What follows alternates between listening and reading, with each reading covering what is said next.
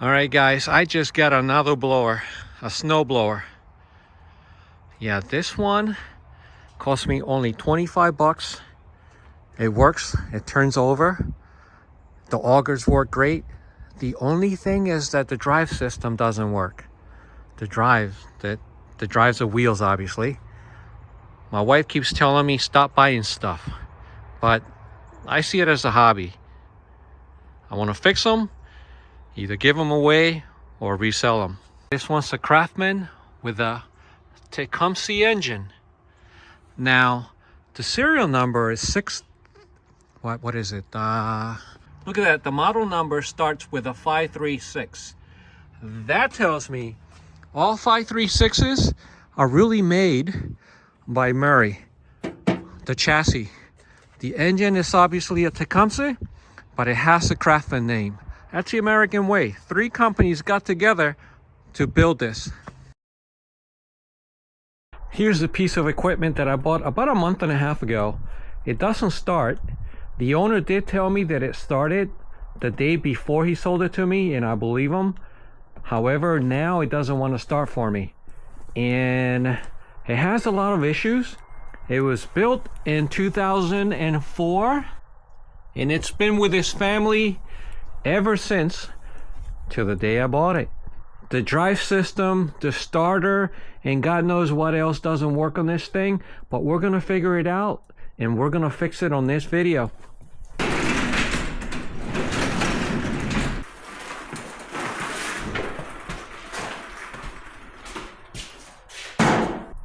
So this is a Craftsman dual stage with a 9 horsepower Tecumseh engine.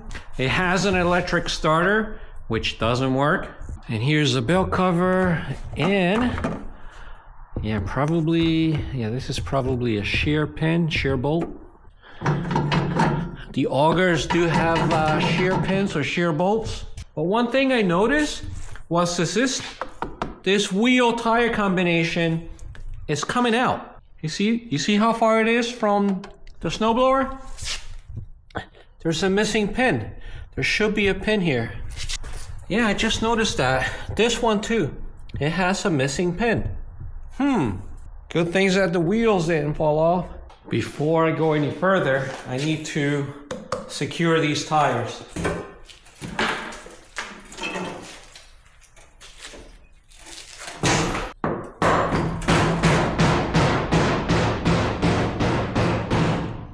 All right, there's a problem with these tires.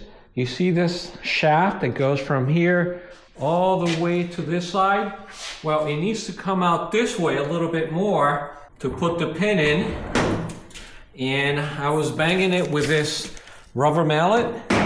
It's all the way out now. I have to move it this way. And now I can put in the pin on both wheels. Now, you don't want to do it with a hammer, because if you hit this rod with a hammer, it's going to mushroom here. Then you're never going to be able to take out this tire. So you want to hit it with a rubber mallet. Now, these tires require a click pin with a K, or what they call a lynch pin as well, just to secure those tires.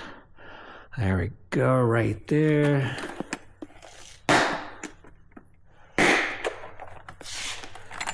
So I got a whole bunch of them. I'm gonna try the smallest one first. See if it fits.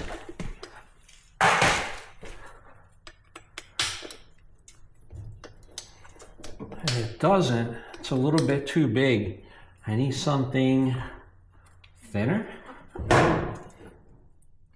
Yeah, something smaller. Yep.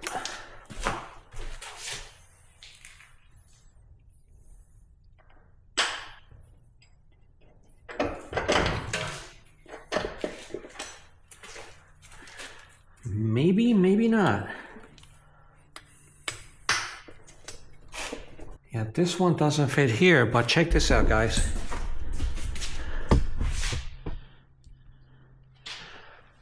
This click pin does fit in here, but not the other tire. The hole on the shaft is a little bit smaller. But what can I use here? Oh, wait a minute. Oh, wait a minute. I have a smaller pen. Yeah. All right, yeah. This one will fit. There we go. Yeah, I just needed to use the smaller one. And for some reason, the bigger one fit on the other one. It has fuel and it smells okay. It has a new spark plug. And I can tell that's what the owner installed sometime this last year. I know that the owner primed it like 10 times and that seems a little bit excessive. Normally you prime it 3 times and it should start, but he couldn't get it started. He couldn't get it started with me there, but he told me that he had started it the day prior to me coming over.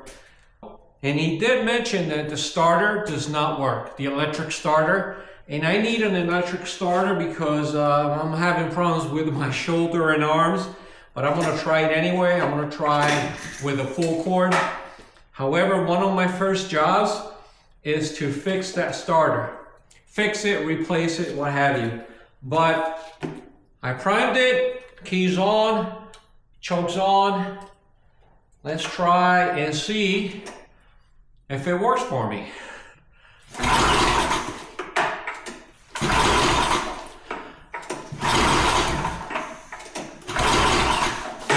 I'm gonna have to switch arms.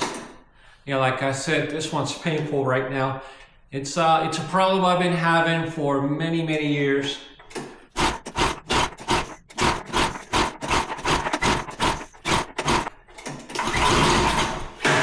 Nope. One thing I noticed, maybe the primer bulb is not connected to the carburetor. Could be broken, it could be leaking. Let's test the starter.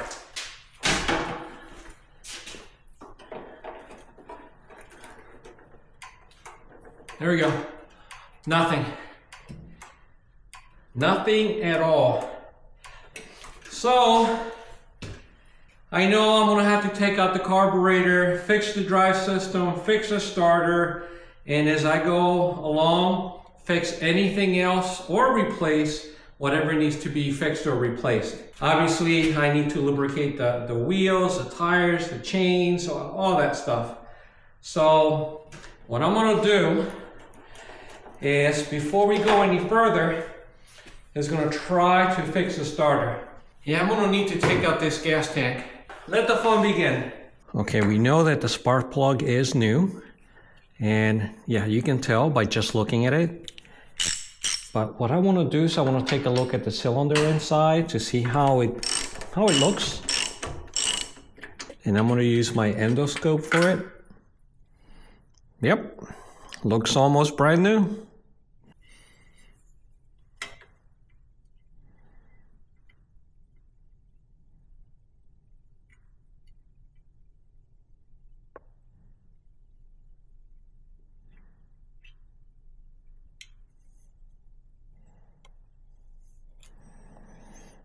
Well, this is a different type of engine.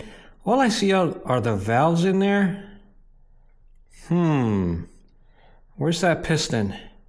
It looks like it's over there to my left. You see the camera? I mean, I could be wrong. Yeah, but I see the exhaust and intake valves right there.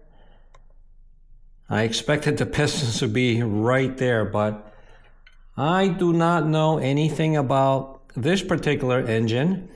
Definitely a different design. Huh.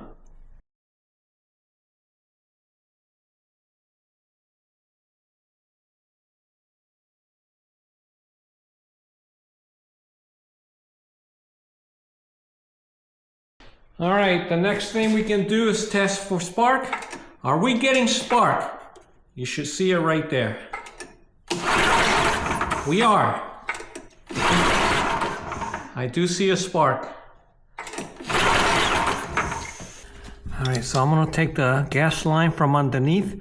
I'm gonna drain all the fuel from this gas tank. I'm not gonna reuse this gas because I don't know the condition of it. Even though it does smell good, it doesn't smell bad at all.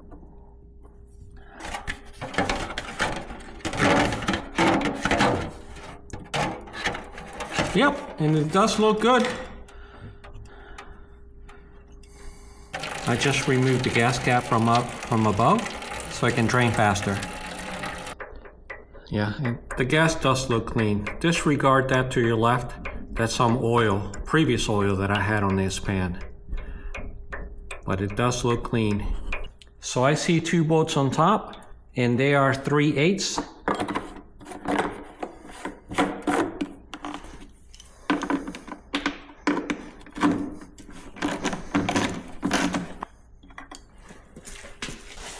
There's something holding it at the bottom. It's maybe just a bracket. Oh, there he goes. Yeah, so those 2 bolts, and just pull up, and that gas tank will come right out. Yeah, it was this bracket here. See that?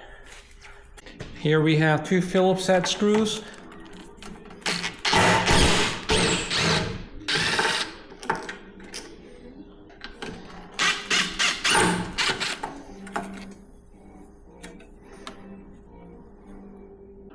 And down here, I have 2 bolts or 2 screws, and I'm going to use a T30 bit.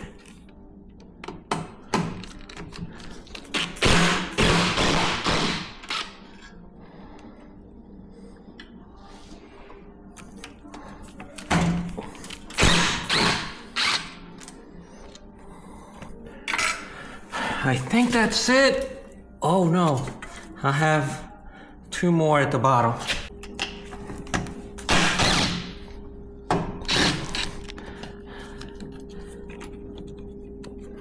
All right, the 2 at the bottom, at least this one, has a few washers.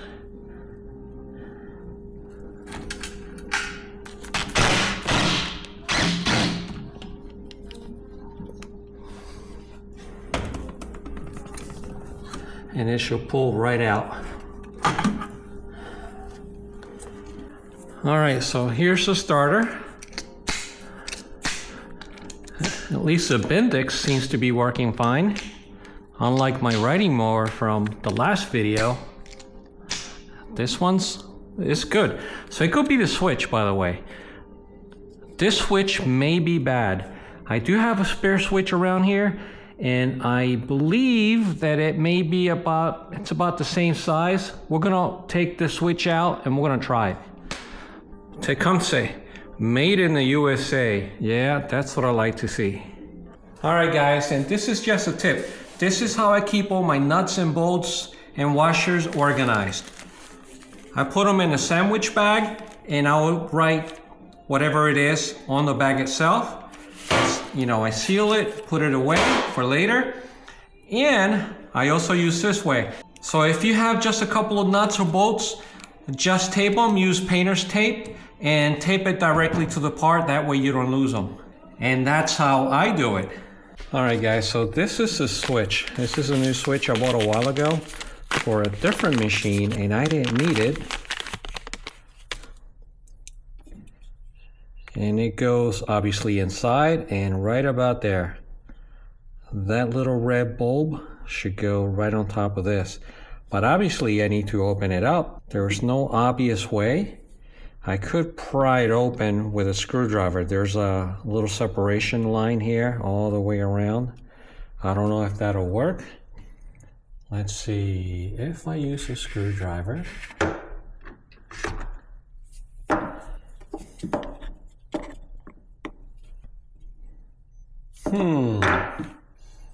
I can see now this is gonna be tough. Let me use a little one.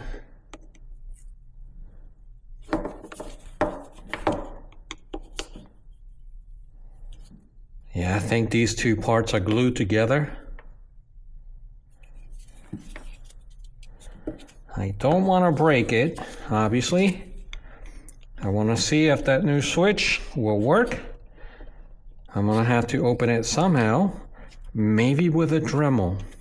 All right guys, so I have this Dremel tool here, and with this cutting wheel, I'm gonna go all the way around, but you don't wanna cut too deep.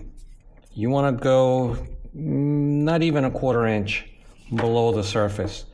because, you know, obviously you don't want to damage it, and I don't know what's on the other side of this. So I'm gonna go slow.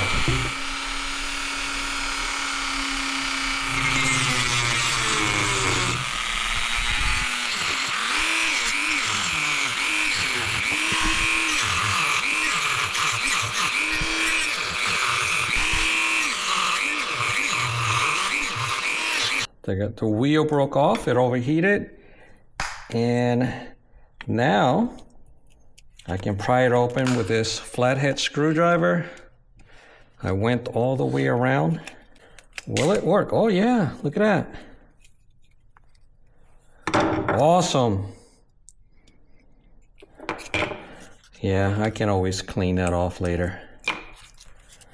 All right, so how do we take this out? Yeah, just pull on this. It's a little different. Well, maybe not. It's just that the tip is white versus black, but other than that, it looks very, very similar. Yeah, this one, you see that connection there? It's straight out, and this one goes up versus the other one, which goes down. They both connections go down.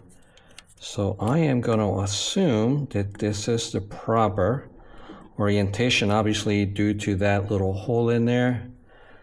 So I'm going to take this black wire, disconnect it from here, and just add it to this one. And take the, yeah, they're both black. And connect it to this one. Let me put this red bulb back where it came from. So I need to, there we go, flip it around. You know what, guys? Before I go any further, I need to test this switch. Okay, will it work? Nope. This switch does not work. So, I think I need to get a new starter. It wasn't the switch after all.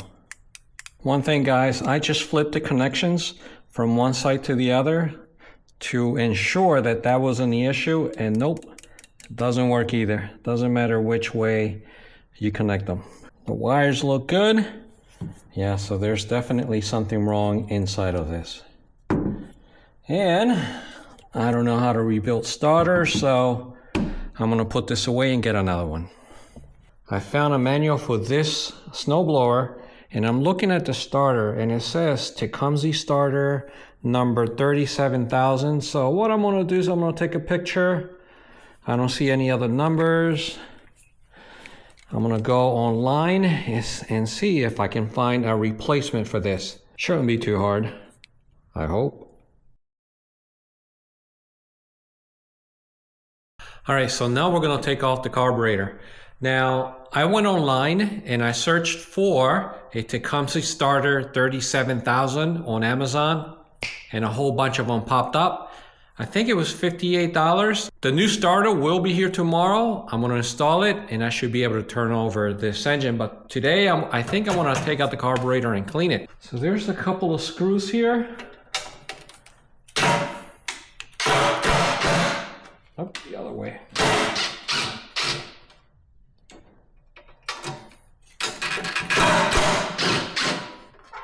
And there's also, yeah, a couple of bolts, 1, 2, and 3, and they are 5/16.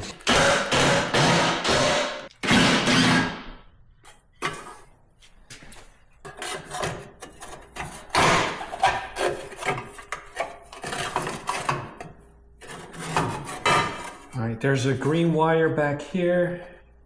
There we go. It goes to this. All right, so I'm gonna take off the primer line, which is right here. Now I'm gonna take off the gas line. I put this pan in here in case there's anything,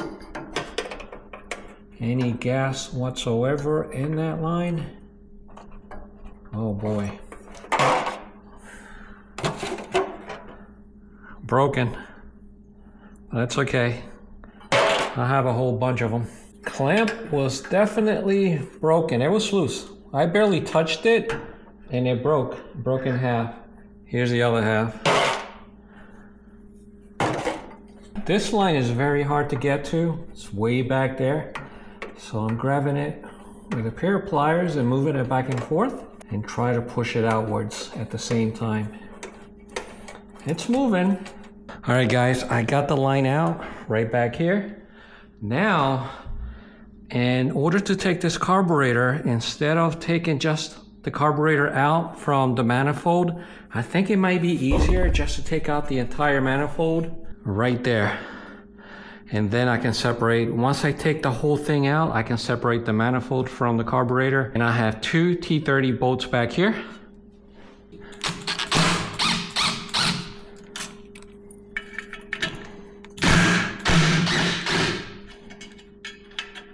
And now this is the throttle linkage. It's the only one attached to the carburetor.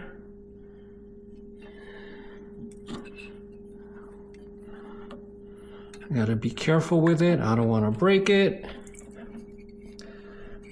There we go. All right, guys, so here's the carburetor. Now what I'm gonna do is I'm gonna clean it with carbon choke cleaner. I mean, it's not all that bad. All right, let's take out the bowl. Let's see how bad it is.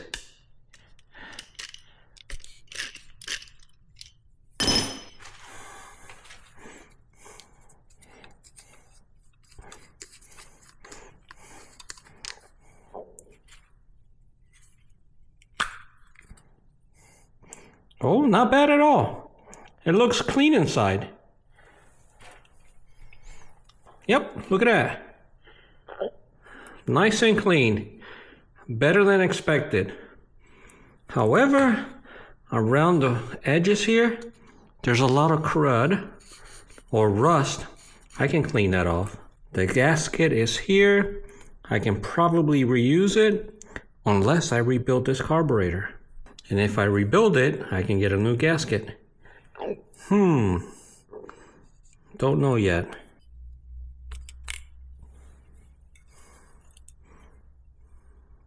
There's the needle. I don't think I had to take out this intake manifold. I'm gonna leave it. So I have the carburetor here and I need to remove the brackets. This one was right there. And I took the screw off of this one. This is for the choke control. And I'm gonna move this over to the side like so for now. Oh, and by the way, there is a vent hole. You probably can't see it. There is a little vent hole there connected to the primer bulb. If that vent hole is plugged up, the snowblower is not gonna run right. It's gonna surge a lot. So make sure that this hole here is clean. Let's take out this gasket. Anything that's rubber, by the way, you don't wanna get carbon choke cleaner around because it will expand. That's happened to me before. That's the emulsion tube inside, but the way to take it out, I don't know if you can see that inside. It's green. I'm gonna push it down with. A screwdriver. Maybe I need a smaller one. There we go. This is the tool to use. There we go. And it looks like there's an O-ring that's stuck inside. It should go right about there, but that's okay. I'm gonna remove this O-ring before I clean this emulsion tube out. And the other one, yeah, it can stay inside. That's all right. Now for the emulsion tube, you're gonna do the same.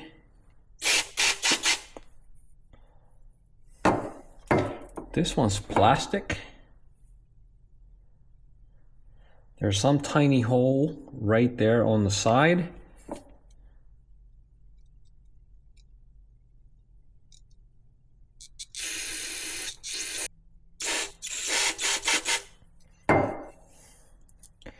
gonna do the same with the pilot.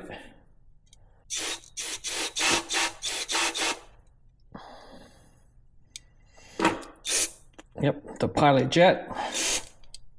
The one thing I need to do is clean this gunk out of the side of the float bowl. Yeah. Looks like rust, but it isn't. It's just dirt buildup over the years. The gasket, I don't want to replace it, but it's filled with that as well.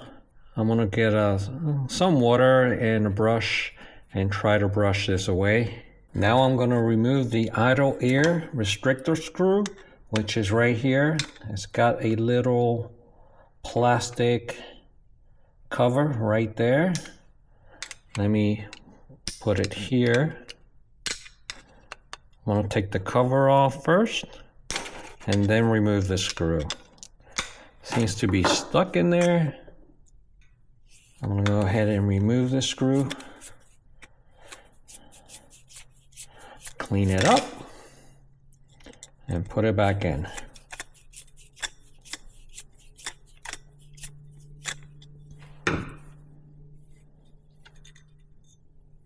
That's it right there.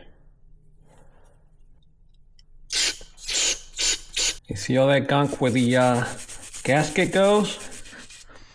I'm cleaning it up. This is a small wire brush and it works wonders. I'll clean it with a carb cleaner one last time. And I'll take the bowl and do the same thing.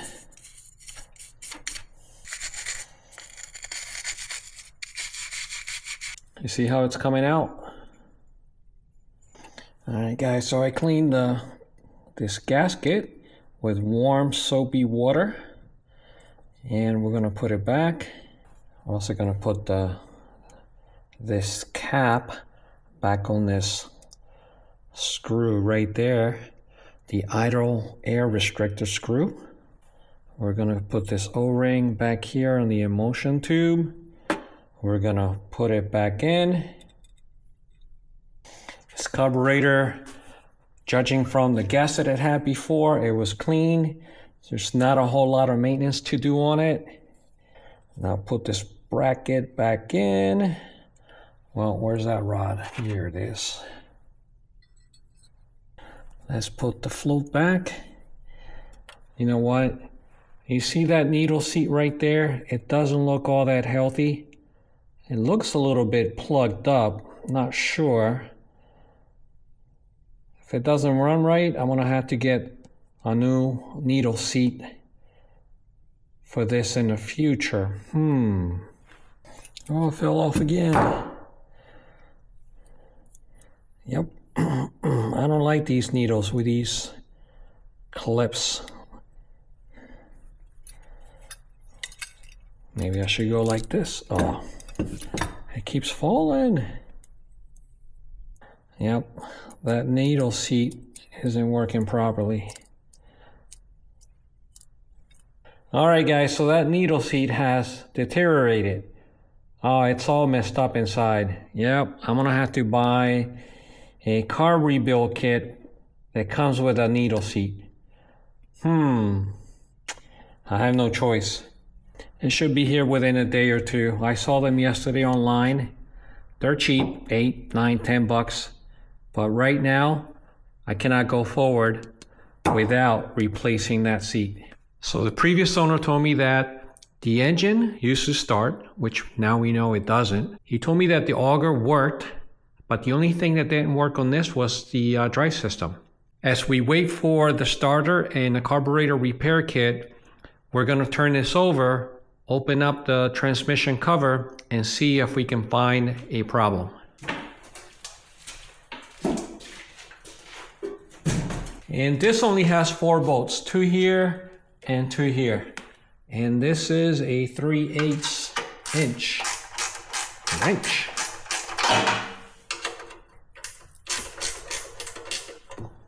This is all rusted out. Let's see if I can take this off. Yeah, it's not gonna be easy. Ah, there we go. All right. Let's put all of these away for now. Now, guys, I don't know what I'm looking for here, but yeah, this is not turning. If you notice something before I do, let me know. Oh, wait a minute. I do notice something. There's a loose spring here. Maybe this is the key to all this. I see a spring here, but where does this one go? I was hoping not to see a mouse nest, but I do see something here. It's just a little bit. Looks like a mouse did get in here and started building a house, but didn't have enough time. But the question is, where does this come from? Yeah, and the wheels, yep, appear locked.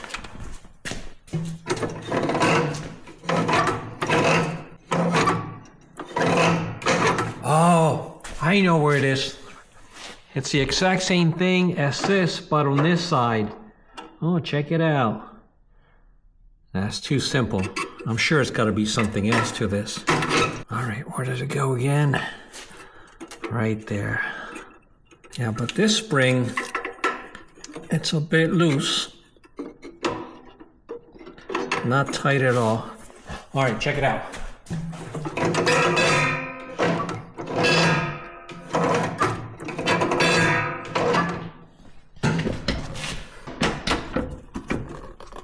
Why aren't the wheels turning?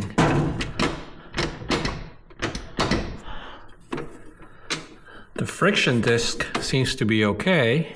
There we go. Better lighting.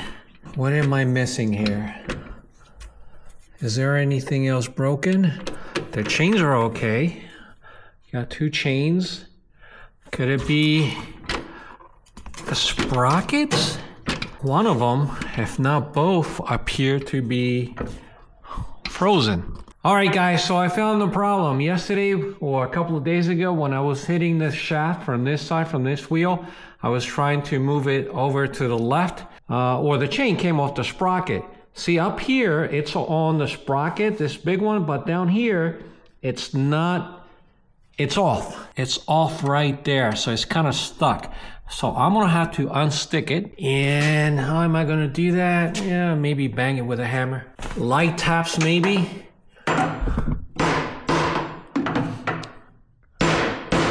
Maybe that's not a right idea. Okay, so what if I come with a screwdriver and try... Oh, there it goes. Oh, too easy. All right. Now it's moving. This friction disc, when I engage a drive, it should connect to this plate here. Okay, and that should make the wheel spin. This spring right here is still loose.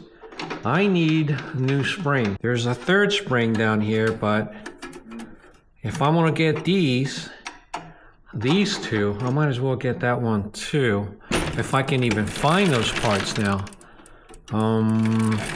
Let me see. If I engage the drive, there we go. You see the friction disc engages to this plate down here? And technically, it should work once I turn this thing on. I really don't see anything wrong with this. Maybe I'm not looking in the right spot or area. But for now, guys, I'm gonna use white lithium grease on this shaft here where the friction disc goes. I'm just gonna put a light coat all the way around. Super light. You don't want this stuff to fall on the disc below. All right, now move it out to the other side and repeat. You can use marine grease here too, by the way, which I do have. All right, now work it back and forth. Look at that.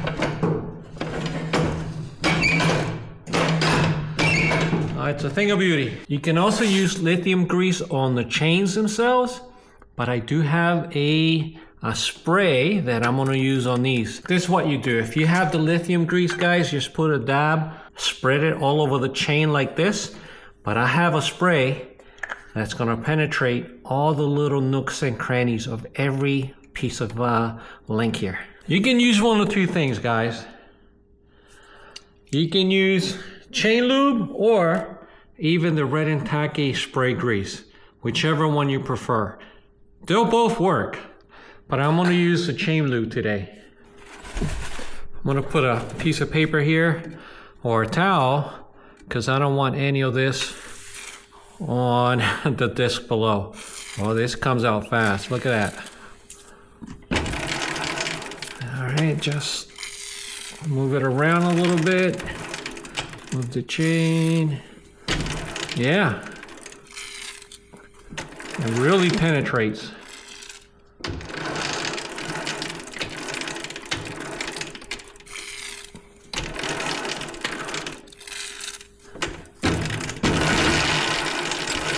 I like it.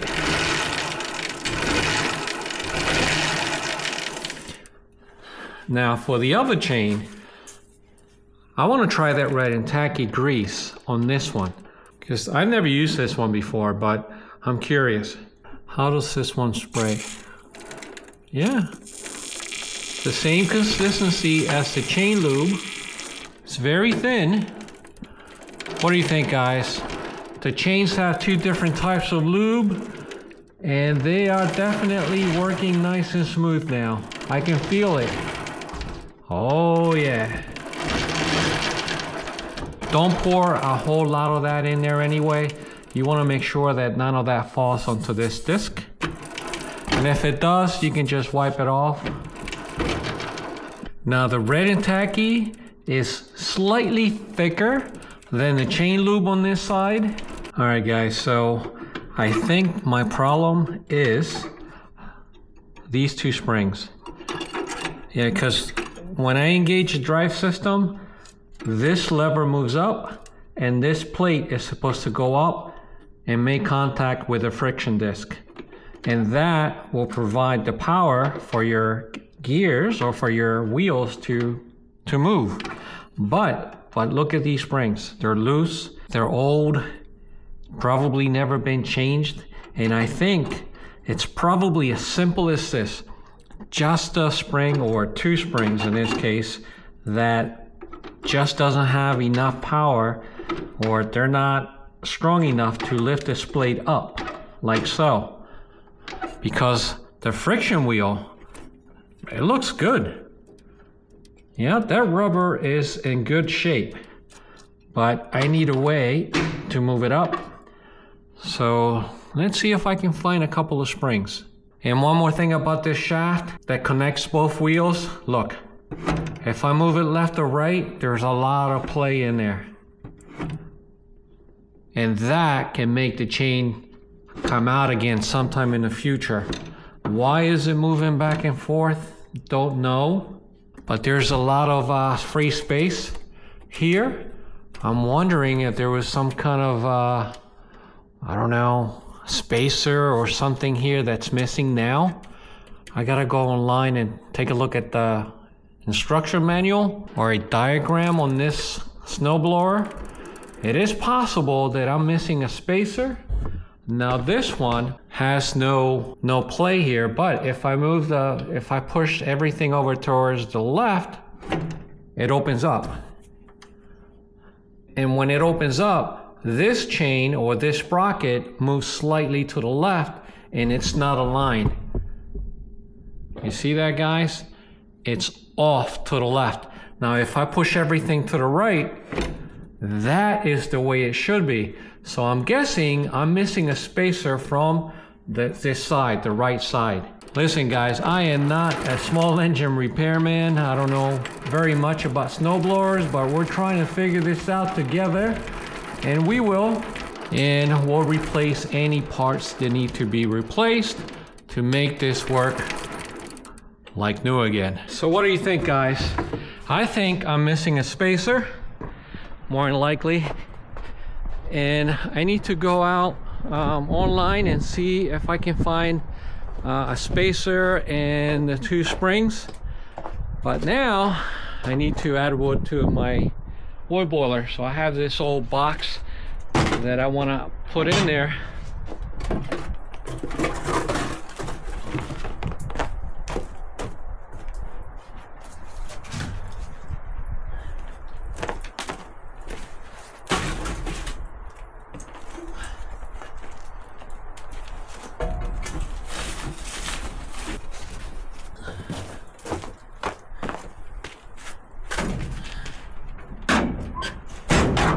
I have enough wood for the day. Let's go take a look at the snowblower and see if I find more missing parts.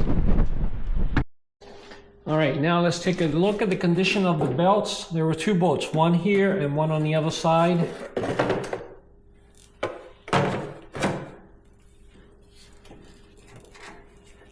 And you know, actually the belts don't look too bad. Yep, the belts are good. That's one less thing I have to worry about. Yeah, both the drive and the auger belt, both are good. I can put this back.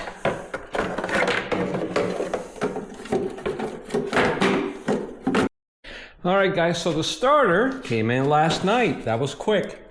And I'm gonna open it up and see if it is the same. Will it fit? Is it identical to the old one? Oh, check it out, with an extension. Oh, I like that. Okay.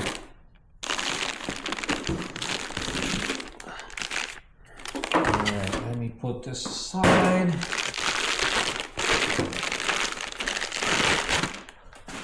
All right. Just put them side by side. And yeah, they appear to be identical.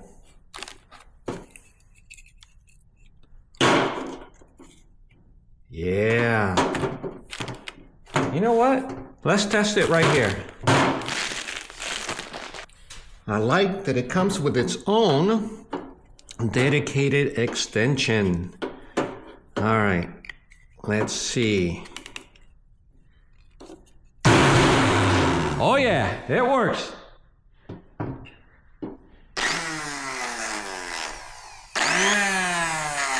All right, let's put this one on.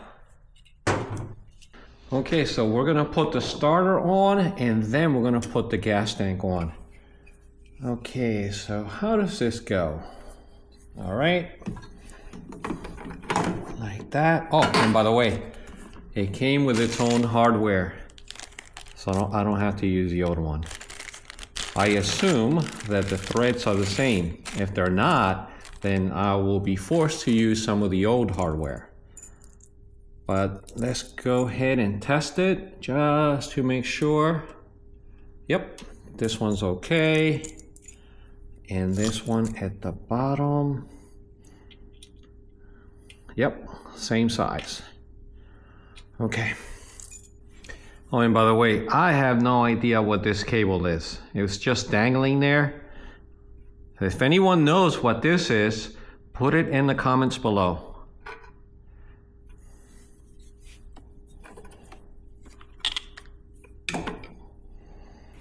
All right, so the bottom bolts have washers, the tops do not. Kind of like the old ones.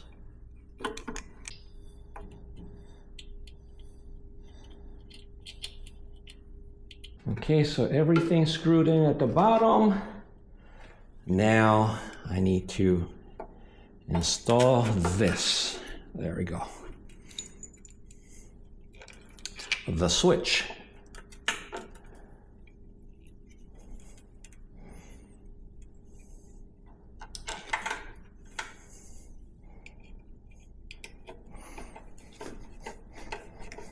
Okay, will it start?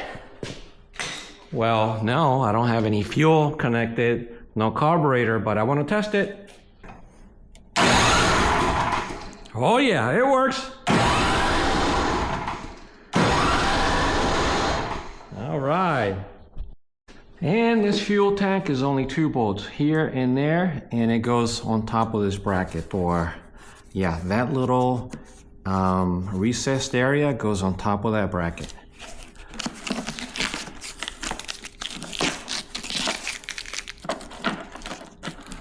There we go.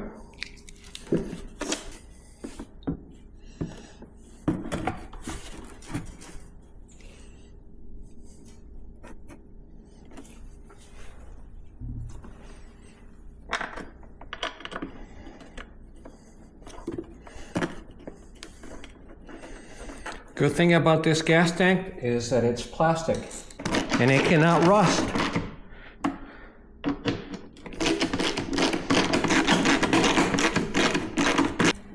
The fuel line, can't forget about that.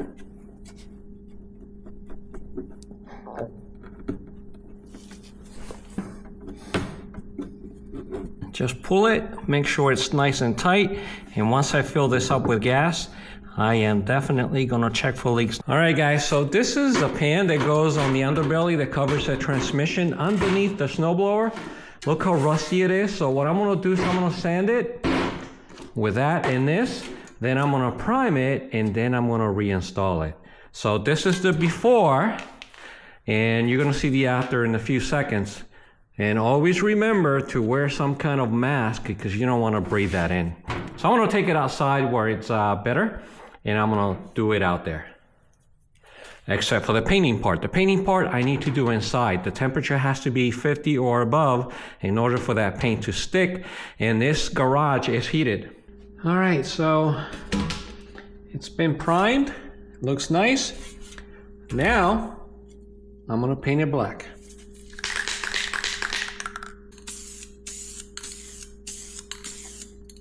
All right guys, so I cleaned the plate and it came up pretty good. Check it out. Yeah, I'm happy with it. I primed and painted both sides. It's a day later. And I'm gonna put it on, but before I do, I wanna clean off this disc. I'm gonna use carb cleaner. Just wipe it clean with a rag or towel.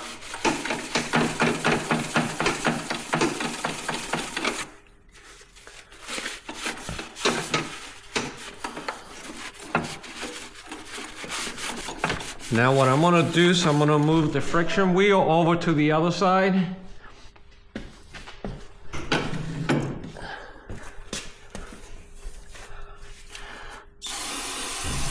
And repeat. Now the friction wheel has a clean plate in which to turn. Yeah, that's good right there.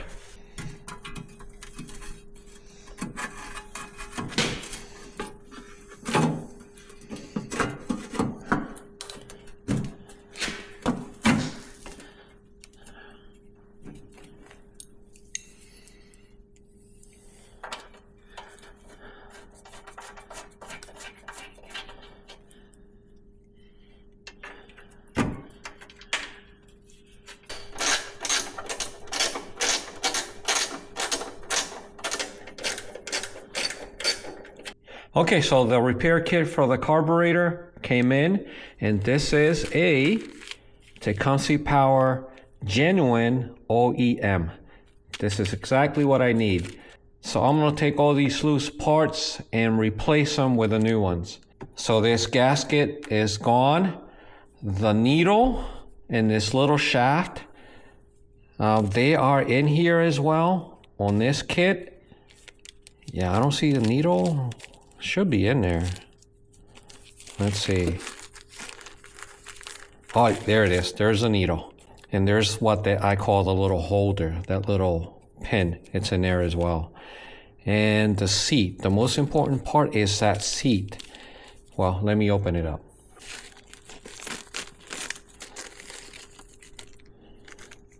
We got some gaskets in here. O-rings. Yep. Now where is that seat? Is it this? Maybe it is. I thought it would be smaller for some reason. Here's that seat. Here it is. It's a tiny one. It's still in the bag.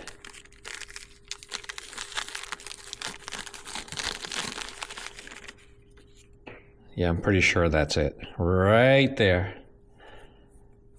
All right, so I'm gonna use a screw to pull out the old seat. Let's see if it works. I don't have the Tecumseh tool. I did order it, but it won't be here for another week and a half.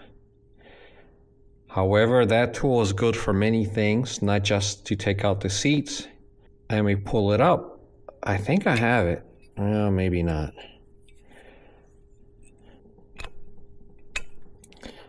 Yep, it came out, parts of it came out, fell onto the floor. So I'm gonna use compressed air and blow through here. All right, so I'm gonna blow a little bit of air through there. Let me know if you see something come out.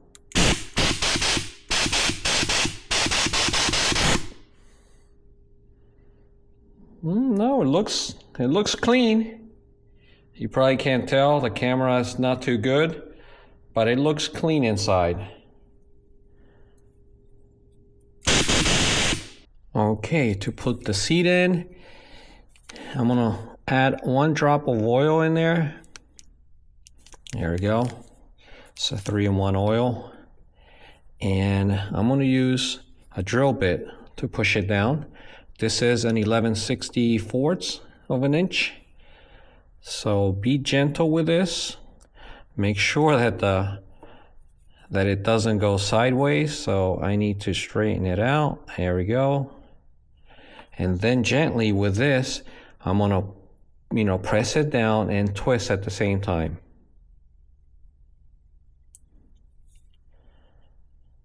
Take your time with this, all right, guys? There it goes. It went in nice and smooth. And it is all the way down at the bottom. So 11/64 will work with this if you don't have the Tecumseh tool. All right, so that seat's in.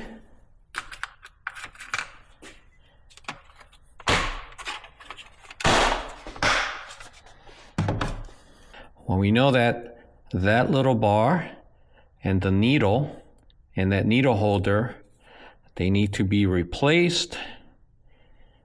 Okay, I'm not going to use these. I'm definitely going to use the gasket. I will use the O-rings on the and they look like different sizes. There's 2 different sizes in here. So I'm going to take out the emulsion tube again, and I'm going to replace the O-rings. And these screws, I am not sure what they're for, but they'll become evident later. Obviously, I want to replace that gasket for the main jet that goes, right there.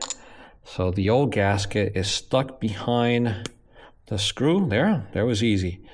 Let me see that. Let's make sure it's the same.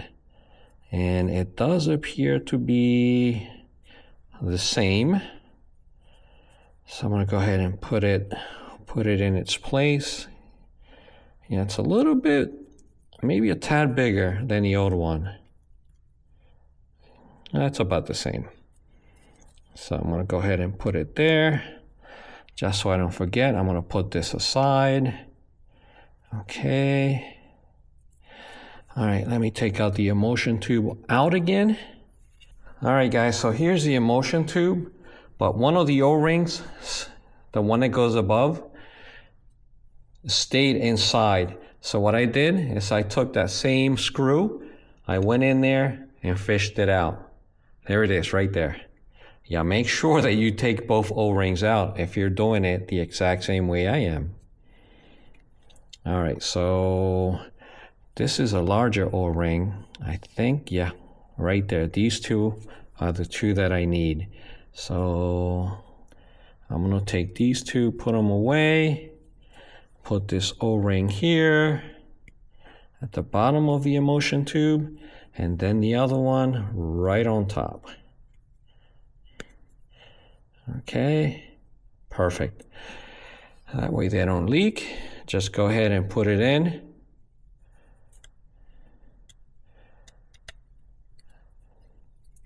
There we go.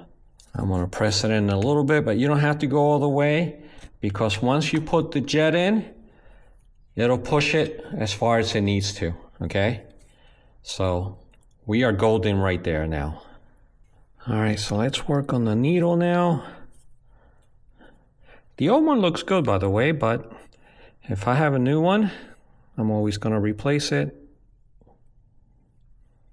This tiny thing that looks like a paper clip goes around the head of that needle. There we go. Yep, it's in.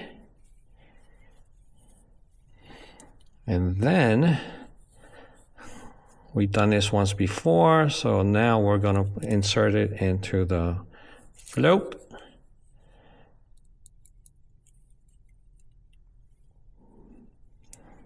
And yeah, we're gonna go ahead and put it into the carburetor. Nice and easy.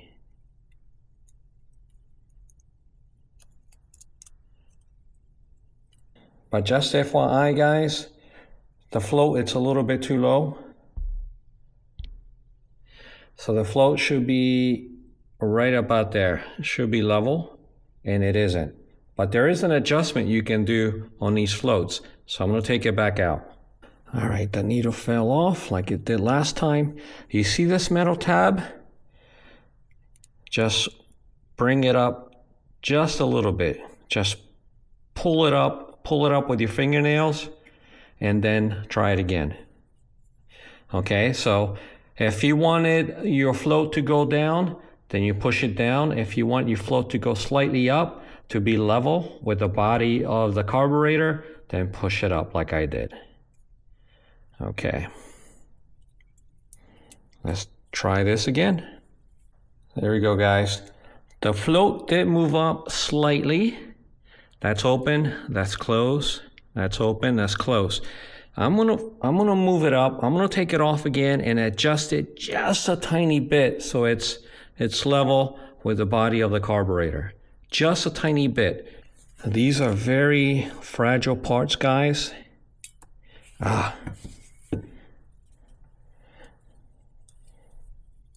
And you have to be very patient with them and take your time. I think I have a lot of patience. There we go, guys. That's open, that's closed. Open, closed. Let me show you better. There you go. Open, closed, open, closed. And that's about right. I don't think I want to adjust it anymore. Yeah, you can see it. You can see the jet, well, not the jet, the needle come up and down. Yep, it's working fine. Success. All right, what next? I have a lot of little parts here. I'm gonna save them, put them back in the bag, and maybe use them in the future if I have issues with this. But I think, yeah, I don't think I need to use all the parts here. Let's go ahead and put in the gasket and the bowl cover.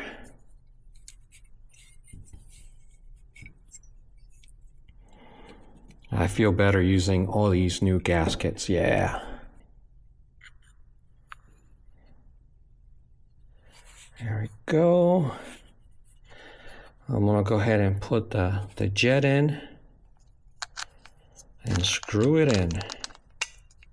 I mean, everything so far so good, thanks to that carburetor rebuild kit. Not too tight, guys. Doesn't have to be super tight. We are golden. Am I ready to put this on? Yes, I am. Okay, I think we're ready.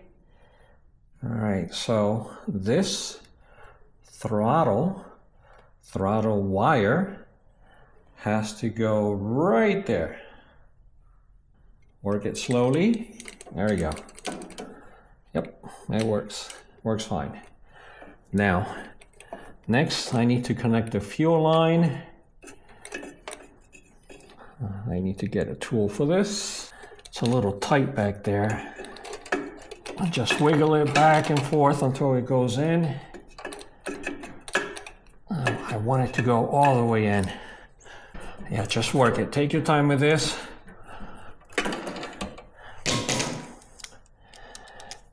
And bring that new clamp. Brand new clamp. Just bring it over to where it's supposed to be at the base of that line. There it goes. All right, fuel line's in. All right, now the primer bulb line, it doesn't have a clamp, it just goes in like so. Okay, now for the bolts. The intake manifold bolts, where are they? It's a Torx 30, by the way. I think I mentioned it on previously. Yeah, we got some tight spaces here, by the way.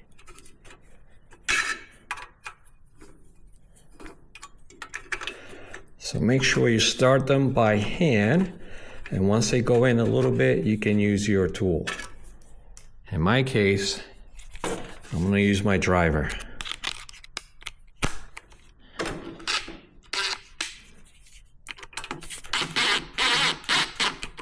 Go back and forth so they tighten up evenly.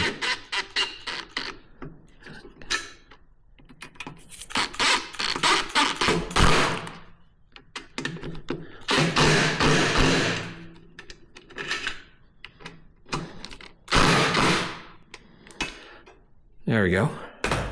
Now I'm ready to put this plate back on. Don't forget the ignition wire.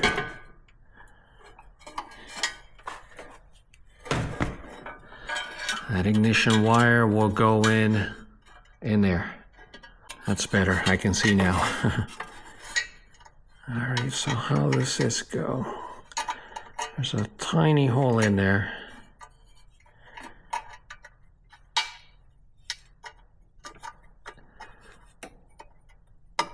There we go. Did you hear that click? It's in. All right, getting closer, guys. I'm excited about this.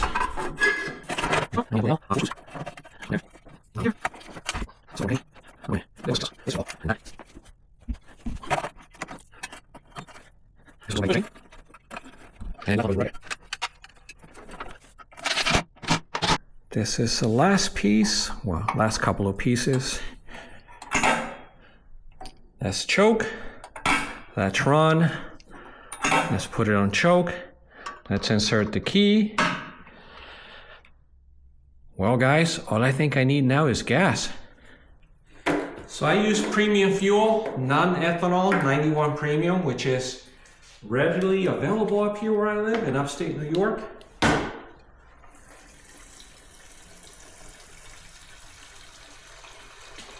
After this, I'm going to check for leaks. Make sure that gas is not spilling somewhere.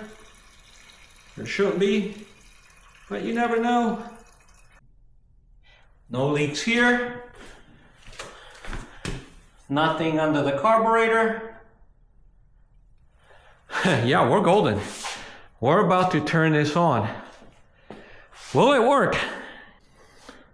I hope so. All right, let's prime it 3 times. 1, 2, 3, maybe 6 because carburetor's empty. 4, 5, 6. And it's already plugged in. Let's see.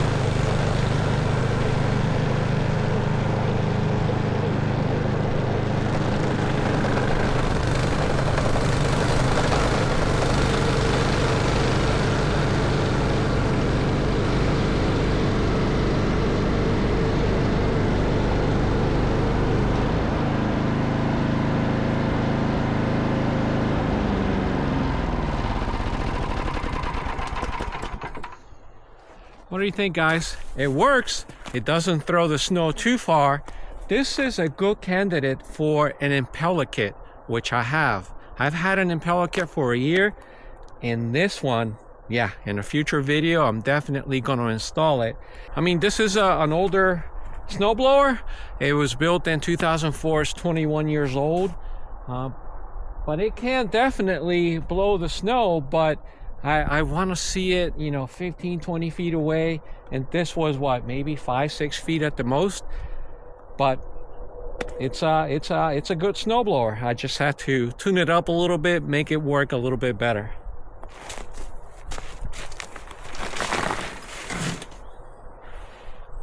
So what are we gonna do now? I'm gonna take off the wheels, lubricate them, and see if I can find a way to cover that little space between the blower and the shaft here that I showed you earlier. Let's take it inside.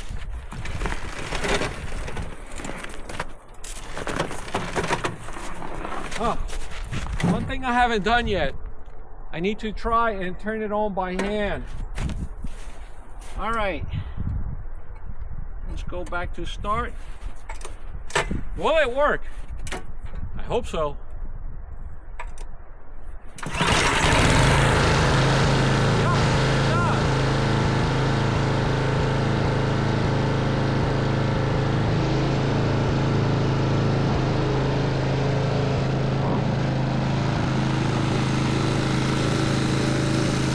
Oh, and one more thing, guys. The previous owner told me that the drive did not work, but it's working perfectly fine for me at all gears, 1 through 6.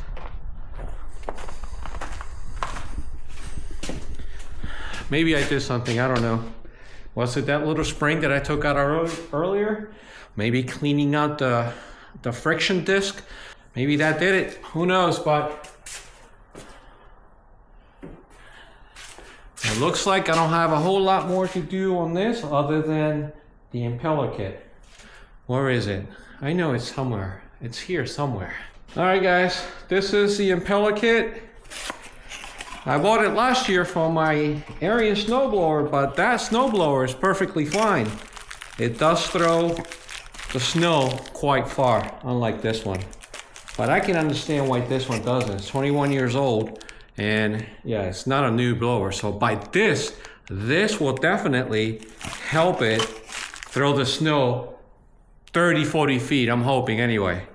But that's for a future video. Okay, let's keep on going.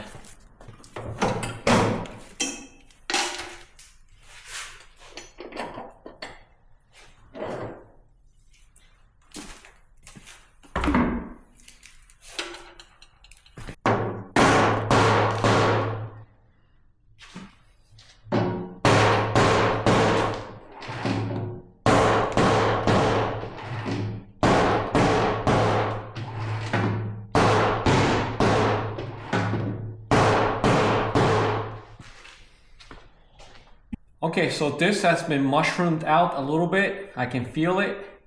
So I need to grind it down. That way I can take off the wheel.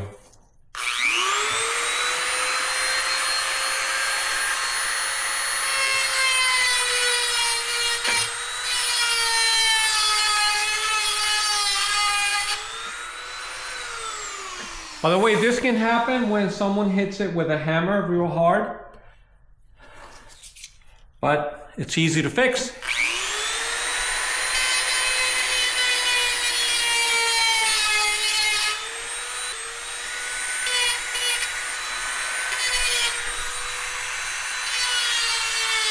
That feels better. Let's see, will it come out? Nope. Maybe a little bit more.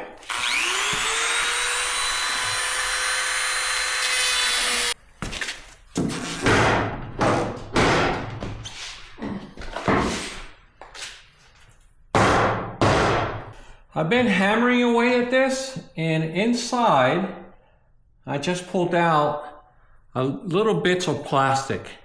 So it appears that there is some plastic bushing inside of this rod. and it seems to be stuck.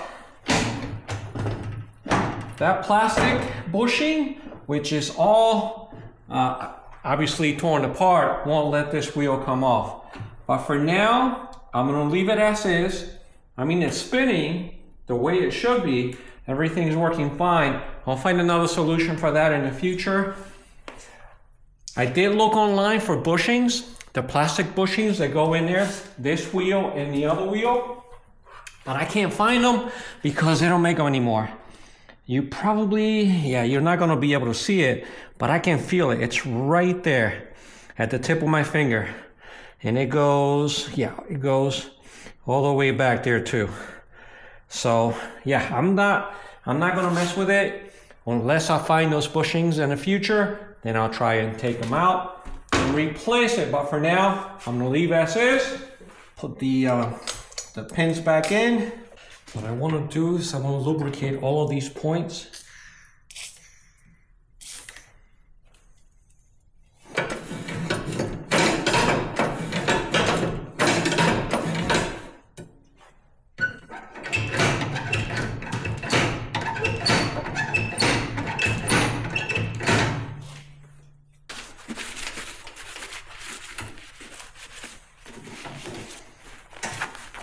I tried to take out the shear pins or the shear bolts and they both broke on me.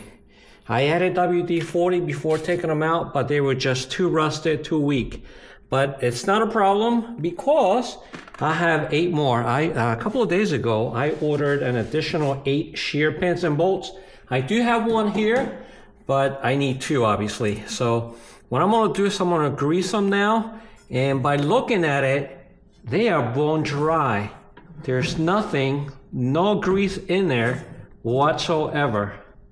Nothing, nada. So, yeah, that's gonna be a problem. But that's about to change.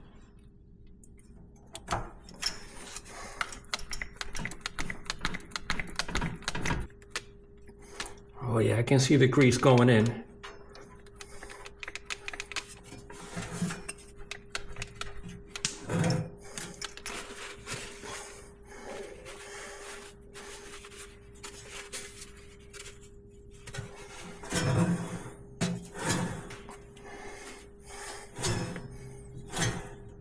And now I'm going to use this red and tacky spray grease, and I'm going to add a little bit here on the corners and here as well.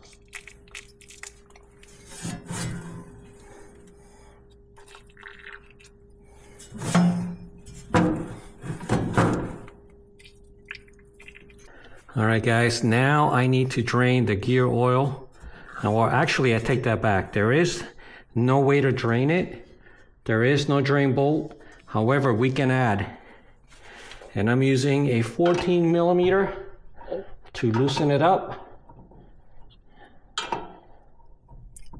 And I'm gonna try and add 80W90 gear oil.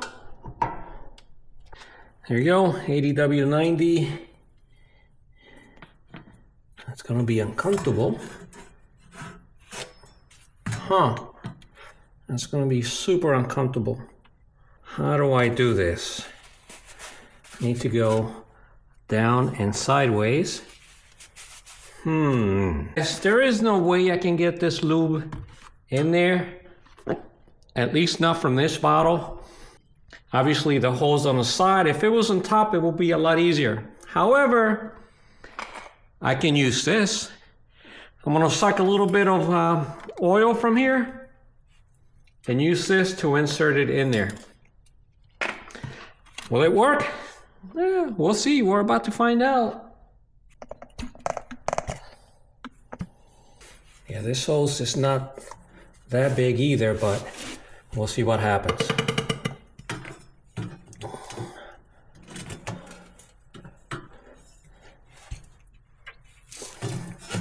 Go ahead, go ahead. Yeah, it's going in. Nothing's spilling out yet. That means it took the whole thing. Well, maybe there is a little bit spilling out. But just to be on the safe side, let's add a little bit more. Yep, that's it, guys. It did take in a little bit. Okay, let's put this bolt back. All right, so the new shear pins came in yesterday. And I had previously said 8, but it was 6. There we go. So these shear pins comes with this type of washer that goes in, and then you insert it into the shaft, and on the other side you have a nut. But you don't want to tighten it all the way down. You want to leave a little bit of slack in there so they can shear off if you hit something hard. We're gonna install this one first.